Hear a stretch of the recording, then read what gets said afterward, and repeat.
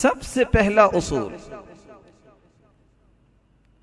جس کی آج تک مسلمانوں کو سمجھ آنی چاہیے تھی، جو آنے کے لیے کوشش بھی نہیں کرتا کہ سمجھ مجھے آ جائے، قرآن مجید نے 3 آیات نازل کی ہیں اور 3 آیات میں سکون کا لفظ بولا ہے اور چوتھے لفظ میں طمأنینت اور اطمینان کا لفظ بولا ہے۔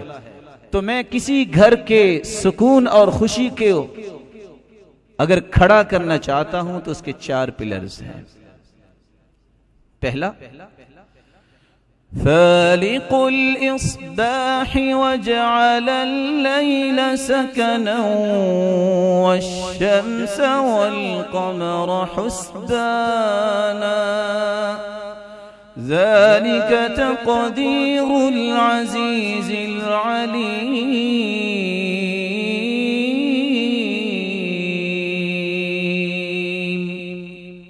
صبح کو پیدا کرنے والا بھی اللہ ہے، وَجَعَلَ اللَّيْلَ سَكَنًا، رات کو اللہ تعالیٰ نے سکون کا باعث بنایا۔ اور دوسری جگہ فرمایا وَجَعَلَ لَكُم مِّن بُيُوتِكُمْ اللَّهُ الَّذِي جَعَلَ لَكُم مِّن بُيُوتِكُمْ سَكَنًا، اللہ تعالیٰ وہ ہے جس نے تمہارے گھروں کو سکون بنایا ہے۔ اور تیسری جگہ فرمایا وَمِنْ آيَاتِهِ أَنْ خَلَقَ لَكُم مِّنْ أَنفُسِكُمْ أَزْوَاجًا لِتَسْكُنُوا إِلَيْهَا وَجَعَلَ بَيْنَكُم مَّوَدَّةً إن في ذلك لآيات لقوم يتفكرون۔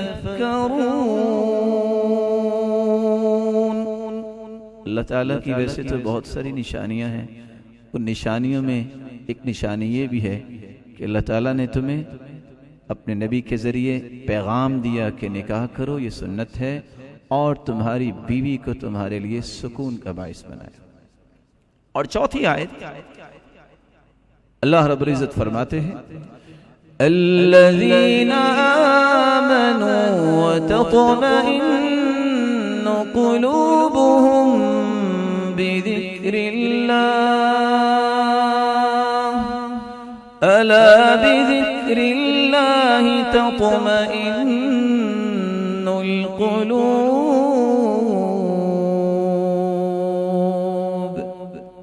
ایمان والوں کا اللہ تعالیٰ نے اطمینان اور سکون رکھا ہے تو اپنے ذکر میں رکھا ہے، لیکن ان 4 آیات کو سمجھنا ہے۔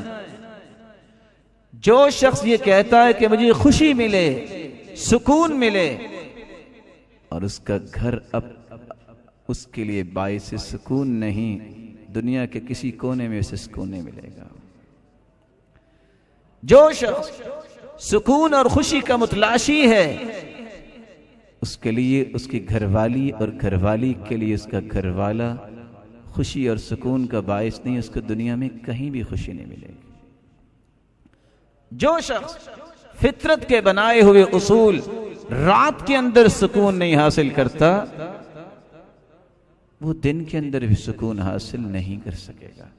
لیکن میں کیا کہنا چاہتا ہوں، کامل خوشی اور کامل سکون اس شخص کو حاصل ہوتا ہے جو رات گزارے اپنی بیوی کے ساتھ اپنے گھر میں، اور اللہ کا ذکر اور شکر اس کی عادت ہو، کائنات میں سب سے پرسکون اور خوشیوں کو اپنے دامن میں جمع کرنے والا یہی شخص ہے۔ یہ شخص کہے، آپ دیکھ لیں دنیا کے بڑے بڑے ہوٹلز پہ چلے جائیں، جو گھر میں آپ کو سکون اور خوشی ہے وہ وہاں نہیں ہو سکتی۔ آپ دن کو 4 گھنٹے سو لیں، جو رات کی نیند میں لذت اللہ نے رکھی ہے، وَجَعَلْنَا اللَّيْلَ لِبَاسًا، اللہ تعالیٰ نے اس کو لباس بنایا ہے، وہ دن کی نیند میں نہیں ہے۔ دنیا جہان کے لوگ آپ کو سلیوٹ کرنے والے ہوں، لیکن جو دل کی اتھا گہرائیوں سے محبت، احترام، اکرام آپ کو دے سکتی ہے تو آپ کی بیوی دے سکتی ہے۔ اسی طرح عورت کو خامد دے سکتا ہے، اور دنیا کے اندر کوئی اس کو وہ اکرام اور کوئی اس کو محبت نہیں دے سکتا۔ اس لیے رسول اللہ صلی اللہ علیہ وسلم نے اس اصول کے بعد زندگی کو خوبصورت بنانے کے لیے اصول دیے، جس سے سکون اور خوشی آئے گی۔ اور شریعت کی یہی خوبصورتی ہے، وہ صرف مرد کے حقوق کو لوگوں کے سامنے نہیں رکھتا کہ بس مرد حقوق مانگنے پہ لگے رہیں، وہ مرد کے بھی حقوق اور اس کے ساتھ ساتھ انما النساء شقائق الرجال، عورتوں کا بھی معاشرے میں ایک حصہ ہے۔ اور یہ سائیکل کے دو ٹائر ہیں، ایک ٹائر پہ یہ گاڑی نہیں چل سکتی۔ اس طرح مرد کے حقوق ہیں، اس طرح عورت کے بھی حقوق ہیں۔ تو ہم چاہیں گے کہ دونوں کو کمپیریٹیولی موازنہ کرتے ہوئے ہم چند اصول پیش کریں۔ پہلا اصول، خامد کی ذمہ داری یہ ہے، چونکہ وہ قوام ہے، وہ ذمہ دار ہے، گھر اس نے بنایا ہے، کہ وہ اپنی بیوی کی تعلیم، دینی معاملات، تربیت، گھر کے اندر دینی ماحول پیدا کرے۔ رسول اللہ صلی اللہ علیہ وسلم اکیلے تہجد نہیں پڑھتے تھے، آپ تہجد کے لیے اٹھتے اور آواز دیتے، قومی یا عائشہ، قومی یا عائشہ فاوتری، عائشہ تم بھی اٹھو، تم بھی تہجد پڑھو۔ آپ آواز دیتے، ایقظوا صواحب الحجرات، ان حجروں والیوں کو اٹھاؤ، لکھے یصلین، یہ بھی تہجد پڑھے۔ رب کاسیۃ فی الدنیا عاریۃ فی الآخرہ، کتنی عورتیں لباس پہننے والی ہوں گی، کن کے بارے میں کہا؟ ان امہات المؤمنین کو اٹھائیے، یہ تہجد پڑھیں۔ کتنی عورتیں دنیا میں لباس پہنیں گی لیکن قیامت کو محروم کر دی جائیں گی۔ نعمتیں اللہ نے دی ہیں تو اس کا شکر ادا کرنا ضروری ہے۔ رسول اللہ صلی اللہ علیہ وسلم نے صرف اکیلے تہجد نہیں پڑھی، گھر والوں کو ساتھ ملایا ہے۔ کس طرح میں خوشی اور سکون کی خواہش کرتا ہوں اور میں اپنی بیوی پہ پابندی لگاؤں، چھوڑو نماز کو، چھوڑو حجاب کو، چھوڑو ان پڑھائیوں کو، کبھی سکون نہیں مل سکتا۔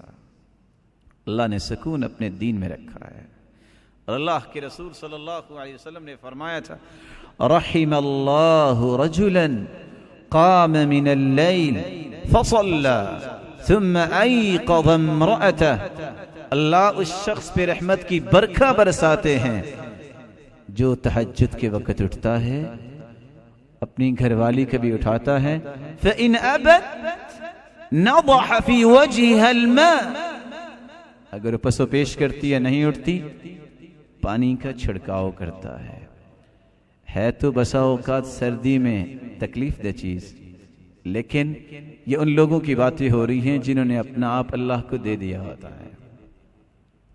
وَرَحِمَ اللَّهُ امْرَأَةً قَامَتْ مِنَ اللَّيْلِ فَصَلَّتْ وَأَيْقَظَتْ زَوْجَهَا فَإِنْ أَبَى نَضَحَتْ فِي وَجْهِهِ الْمَاء، اور اللہ اس عورت پہ بھی رحمت کی برکھا برسائے جو خود تہجد کے لیے اٹھتی ہے، اپنے خامند کو بھی اٹھاتی ہے، اگر وہ پسو پیش کرتا ہے پانی کا چھڑکاؤ کرتی ہے۔ لیکن جہاں میں ایک چھوٹی سی تنبیہ ادباً بیان کروں گا، یہ چیزیں پہلے بیٹھ کے سمجھ لینی چاہیے۔ اچانک سے جا کے اگر پانی کا چھڑکاؤ ہوا تو آگے سے 11,000 وولٹیج کی لائٹ جو ہے وہ کرنٹ بھی پڑ سکتا ہے، لیکن پہلے اس کو سمجھنا ہوگا، اس کو پہلے سمجھنا ہوگا۔ اللہ ہمیں سمجھ عطا فرمائے۔ اس کے مقابلے میں عورت کی ذمہ داری اور اس کے لیے اصول کیا ہے؟ عورت کو چاہیے کہ اطاعت کرے۔ رسول اللہ صلی اللہ علیہ وسلم نے جنت کی باتیں بیان کی ہیں، کوئی جنت میں کس طرح جائے گا، کوئی پل صراط سے کس طرح گزرے گا، لیکن کچھ لوگوں کا تذکرہ کیا ہے جن کے لیے جنت کے 8 دروازے کھول دیے جائیں گے۔ اذا صلت المرأة خمسها وصامت شهرها واطاعت زوجها وحفظته في نفسها وماله قيل لها ادخل الجنة من اي باب شئت۔ جس عورت کو اللہ توفیق سے نماز دے، 5 نمازوں کی پابند بن جائے، روزے رکھنے والی ہو رمضان المبارک کے، خامد کی اطاعت کرنے والی ہو، اور خامد کے مال اور اس کی اولاد کی حفاظت اور اس کی تربیت کرنے والی ہو، اور اپنی عزت کی حفاظت کرنے والی ہو، قیامت کے دن ہوگا رب تعالیٰ فرمائیں گے جنت کے 8 دروازے کھلے ہیں، میری بندی جس دروازے سے چاہتی ہو جنت میں چلے جاؤ۔ لیکن اگر یہ نماز نہیں، اگر دین نہیں، کبھی سکون اور خوشی کی خواہش نہ کرنا۔ اس لیے تو سلف صالحین کہا کرتے تھے انی لأعصی وارى اثره فی اہلی ودابتی، گناہ مجھ سے ہوتا ہے، کمی اور کوتاہی میرے اندر ہوتی ہے، میں گھر جاتا ہوں، اس کی نحوست اور اس کے اثرات میری بیوی پہ بھی نظر آتے ہیں، میں سواری پہ بیٹھتا ہوں تو وہ بھی بدکنے لگ جاتی ہے، مجھے سمجھ آتی ہے کہ کمی مجھ سے ہوئی جس کے اثرات گھر والوں پہ اور سواری پہ نظر آ جائے۔